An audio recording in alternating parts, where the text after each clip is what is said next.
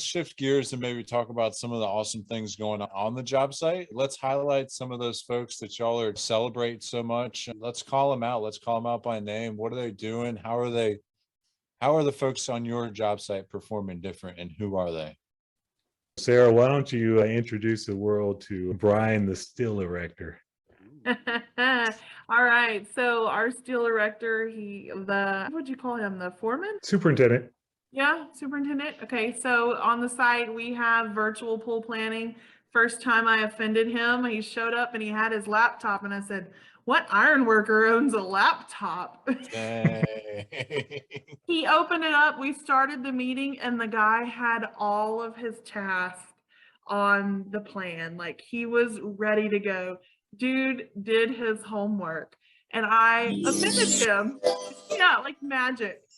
And he was the only one. And his favorite thing, the following meetings, as we're getting caught up, and he's like, "Well, it's on the plan." That's his favorite joke there. And the picture that Armando showed earlier, I sent that picture to Armando while he was away doing some training.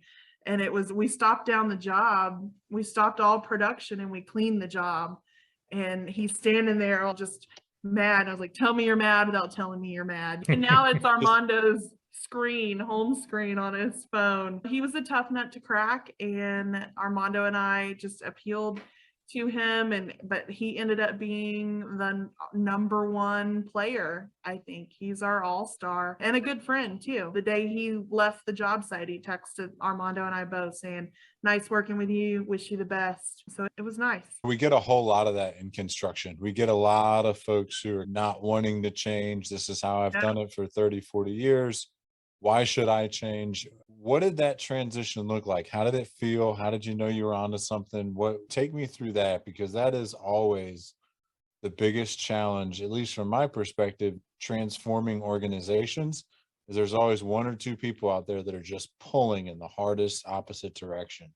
How do you get somebody like that to change? Brian, the first time he cussed me out, I just smiled at him and I'm like, "Hey man, that's awesome. I appreciate your passion."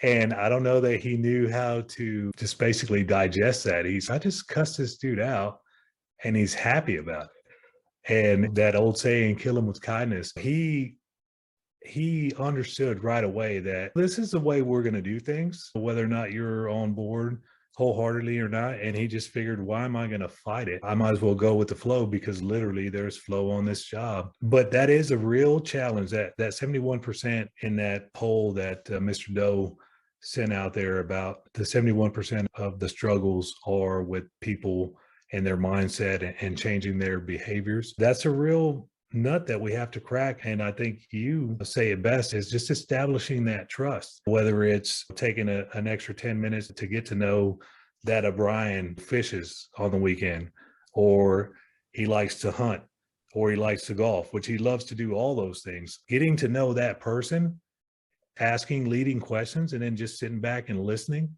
and then allowing them to talk. I think that's one of the ways you can build that trust. And I think that's what we did with Brian, because we spent a good amount of time, Sarah and I, with him off the site, building that relationship to the point to where I hope certain people don't hear this and certain people don't know that Brian actually pulled some strings for a lot of our trade partners out there to help them out. But that just goes back to that paradigm shift of somebody having a mindset that, why should I help you out? I'm here for me. Transitioning to the point of, "Oh, you need this picked, or you need me to do this by this date? Yeah, sure. No thing, buddy. I drink so-and-so." So